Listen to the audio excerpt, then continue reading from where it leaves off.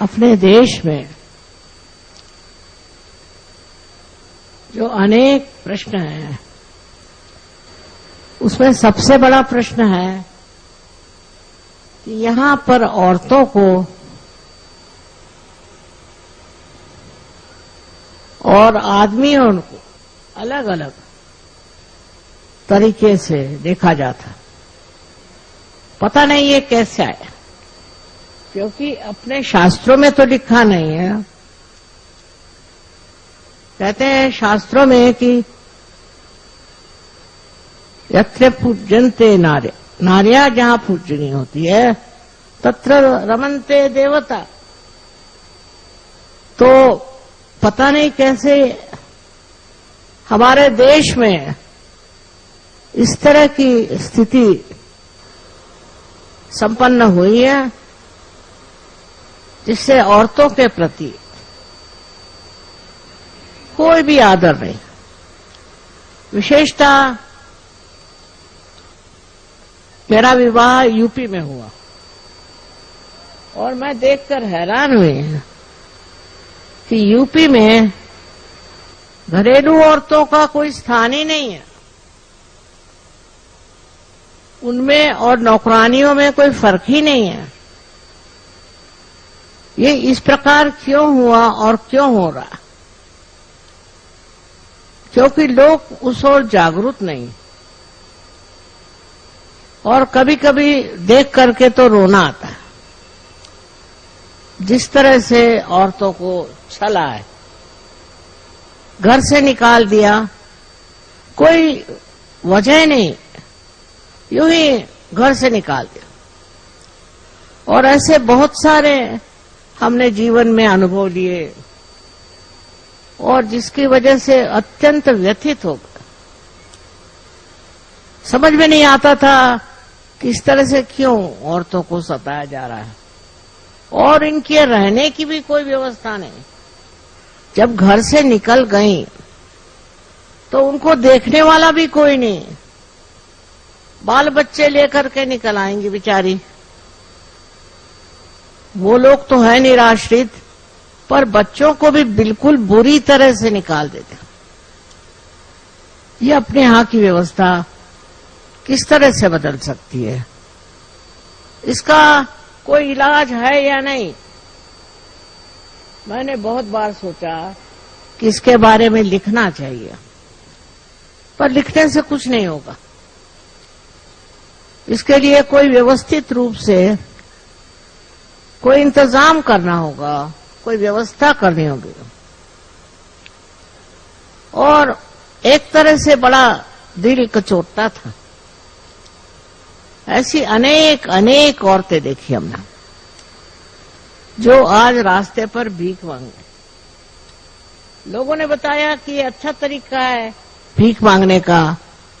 मैंने कहा भाई, तुमको मांगना पड़े तो पता चले। औरतों के प्रति एक अत्यंत उदासीन प्रवृत्ति जो अपने देश में आ गई है, मुझे उससे तो रोना ही आता था। और इसीलिए मैंने ठाम लिया था कि इनके रहन सहन का, इनके खान पीन का, इन बिचारी औरतों का कुछ न कोई इलाज करना चाहिए। वो लोग रास्ते में भीख मांगती हैं, हर तरह का काम करती हैं। उनको मैंने घर में बुलाया, उनसे बातचीत करी, तो कोई कारण नजर नहीं आता। आदमियों को कोई औरत अच्छी लग गई, उसको छुट्टी करो, दूसरा कुछ बहाना करके औरत को घर से निकाल दो। पता नहीं क्यों औरत एक महान जीवन है, उसी से सारा संसार खड़ा होता है।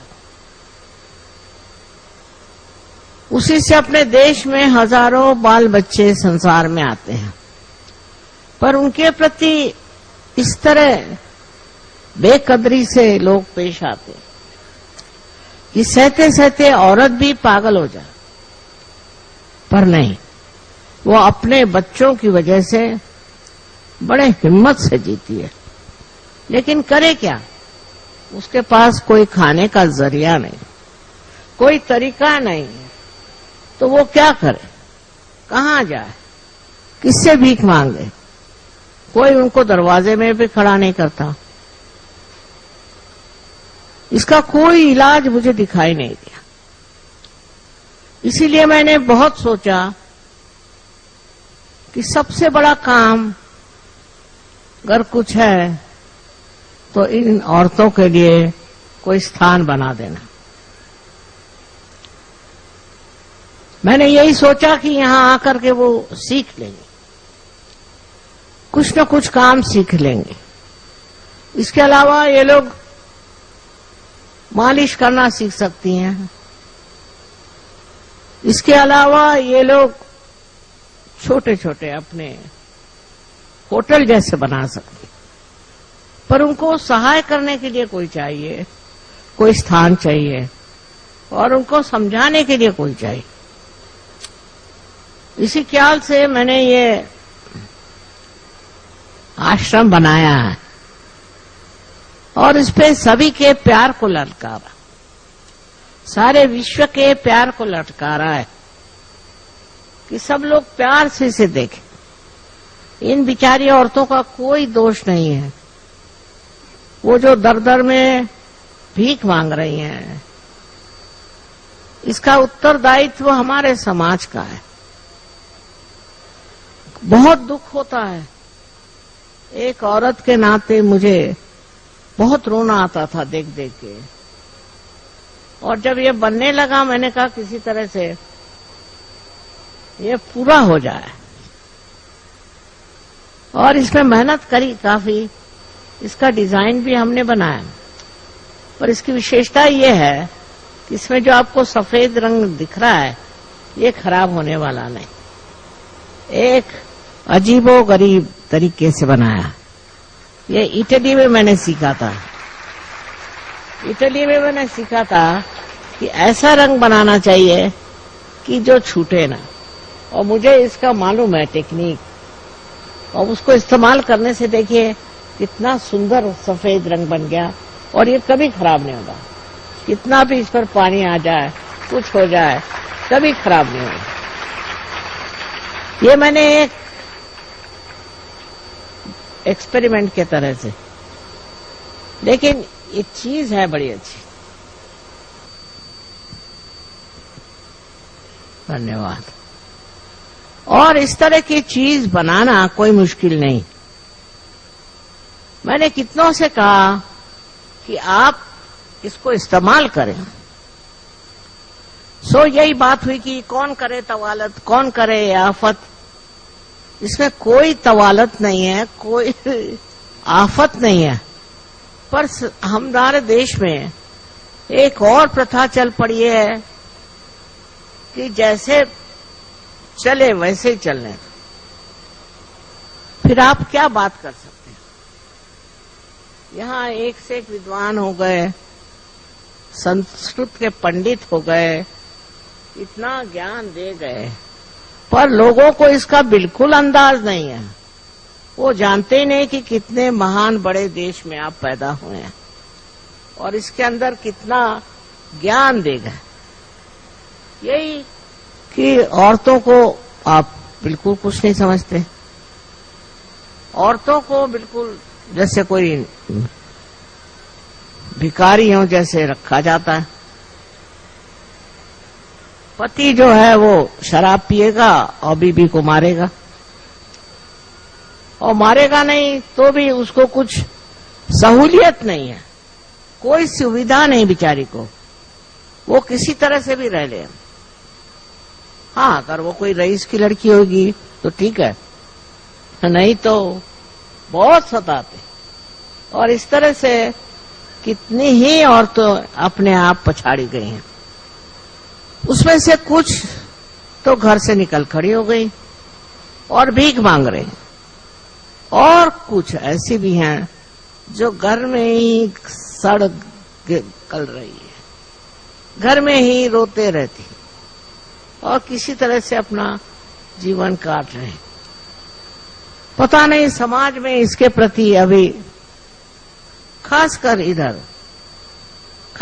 अपने यूपी में इधर ध्यान नहीं गया। महाराष्ट्र में एक बात अच्छी हुई कि वहां पर 2-3 समाज सुधारक निकले। उन समाज सुधारकों ने बहुत कार्य किया। उनकी वजह से वहां पर यूनिवर्सिटीज बन गई, औरतों को बहुत अच्छा शिक्षण मिला और लोग देखने लगे कि औरतों में भी बहुत गुण है। अब ये हमने स्कूल तो बनाया है और आप लोगों से यही विनती है कि आप लोग हमें बताएं कि इसमें हम क्या कर सकते हैं, कौन सी शिक्षा हम दे सकते हैं। ऐसे हम लोगों ने तो बहुत सोच लिया है, पर तो भी आप सूझने हैं, आप हमारे पास खबर भेजें कि और क्या क्या हम इन औरतों के लिए कर सकते हैं।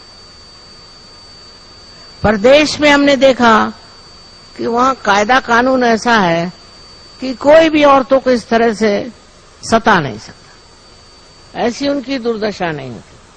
ये अपने ही देश की विशेषता है जहां पर कि ऐसी औरतों की दुर्दशा होती है। प्रदेश में हम बहुत साल रहे, जाते आते रहे, सो ये फर्क बहुत मुझे मालूम हुआ, बड़ा महसूस हुआ कि यहां पर देखिए कि एक औरत की कोई कीमत ही नहीं है। वही बच्चे पैदा करती है, वही संवारती है। वो भारतीय नारी तो वैसे भी बड़ी सुंदर होती है, बहुत कार्यक्षम, बहुत दक्ष और बहुत ही ज्यादा मोहब्बत वाली होती है। यहाँ की माताएं तो मशहूर हैं, पर हमारे यहाँ उनके लिए कोई प्रेम आदर नहीं। पता नहीं ऐसा क्यों। हाँ, वहां जरूर है, औरतों ने ही अपना मंच बनाया हुआ है, उन्होंने अपने लिए सब ये स्थापित कर लिया है और इस देश में उनको पूछने वाला कोई नहीं। इसी ख्याल से एक छोटा सा यह आश्रम हमने बनाया है कि इस आश्रम में जो लोग आए, लड़कियां, औरतें, उनको दे दिया जाए ज्ञान, अपने पांव पर खड़े होना और सहयोग भी उसके साथ साथ। अगर वो इसको प्राप्त कर ले तो वो बहुत अभिमान के साथ और गौरव के साथ रह सकते हैं। यही आश्रम में हम बहुत सी इंडस्ट्रीज भी बना सकते हैं, बहुत से खाने पीने की चीजें बना सकते हैं और बहुत से उच्च तरह के भी शिक्षण दिया जा सकता है। ये तो देखा जाएगा कि किन औरतों में इसकी क्षमता है, कितनी औरतें इसमें उठ खड़ी होती है।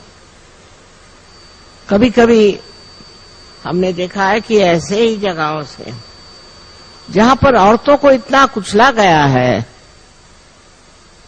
बड़े बड़े स्थानों में औरतें उठ खड़ी हुई हैं, पर हमको उन्हें मदद करनी होगी, उनको देखना होगा, क्योंकि जो हो रहा है वो अपने समाज के लिए बहुत हानिकारक है और बड़ी दुष्टता की निशानी है।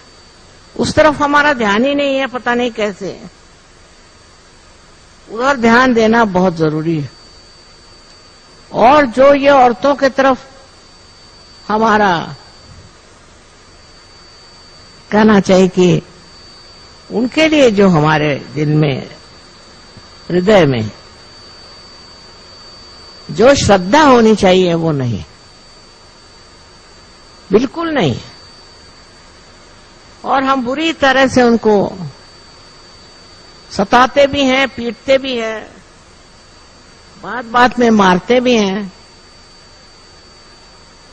ऐसे ऐसे मेरे पास कहानियां हैं कि मैं उनको अभी अगर सुनाऊं तो आप सब रो पड़िएगा। मैं बहुत रो चुकी है। अब चाहती हूं कि कुछ न कुछ मार्ग ढूंढा जाए और उसलिए एक छोटा सा ये प्रयास किया है। इसको बढ़ा भी सकते हैं बाद में, और फिर यहां से जो औरतें ठीक हो करके जाएंगी,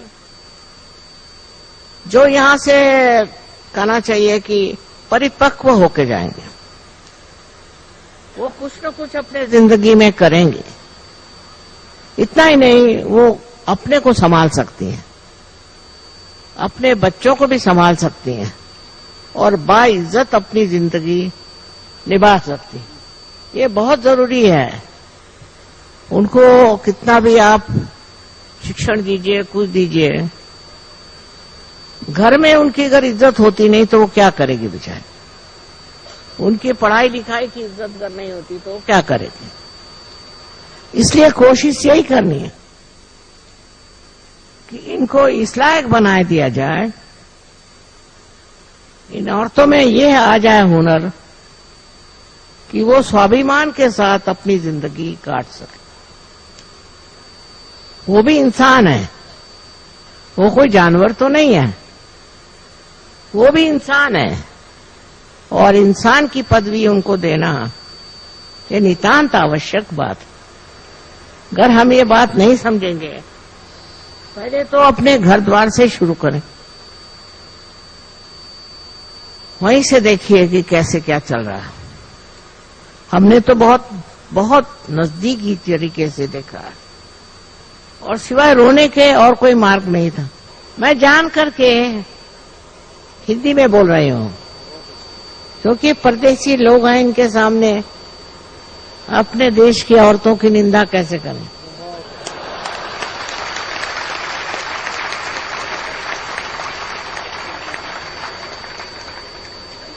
इन लोगों को तो अपने देश के प्रति बहुत अभिमान है। जब भी आते हैं तो पहले सर को जमीन में छू करके और अभिनंदन करते हैं। इतना मानते हैं कि मैं आपसे बता नहीं सकता। मैंने इनसे कभी नहीं कहा, अपने ही विचार से, अपने ही श्रद्धा से ये समझते हैं कि ये तो नंदनवन है, और उनको अभी तक यहाँ की दुर्दशा का पता नहीं है। इसलिए मैं नहीं चाहती कि इन लोगों को बताया जाए।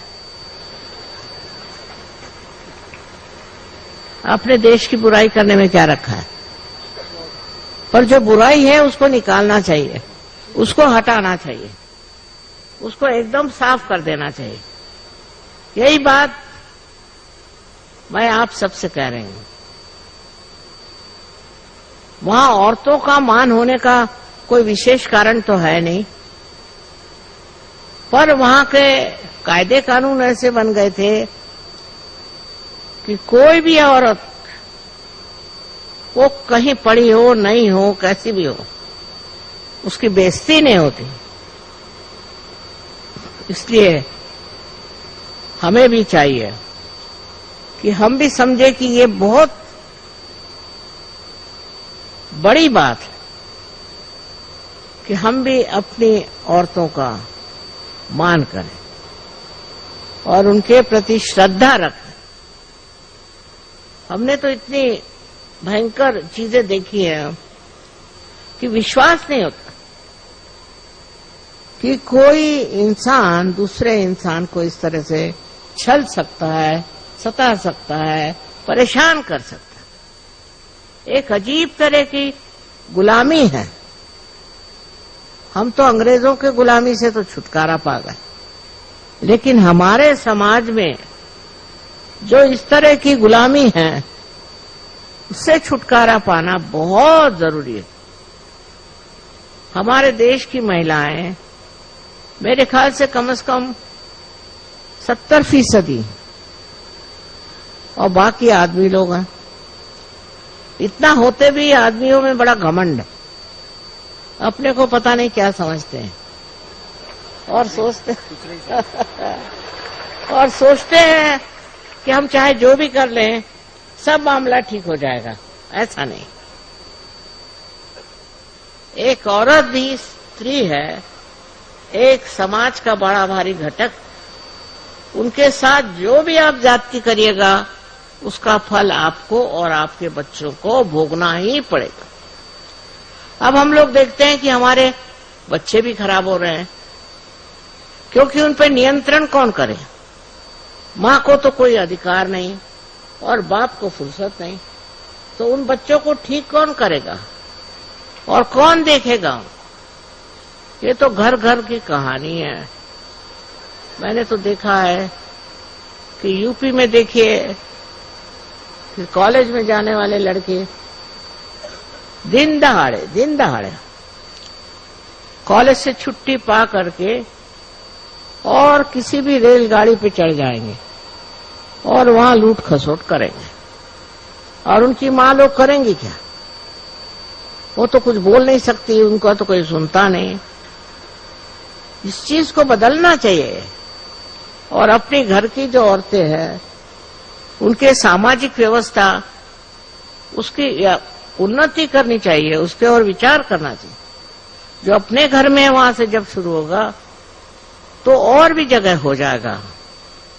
और मुझे इसके लिए नितांत तकलीफ होती रही। हम तो क्या बताएं आपसे, स्वभाव से ही बेकार है, सहन नहीं होता। जब ये बिल्डिंग बनने को हुई हमने कहा कुछ भी करो, पैसा ऐसा दे देंगे, पर ये बिल्डिंग बनाओ किसी तरह से।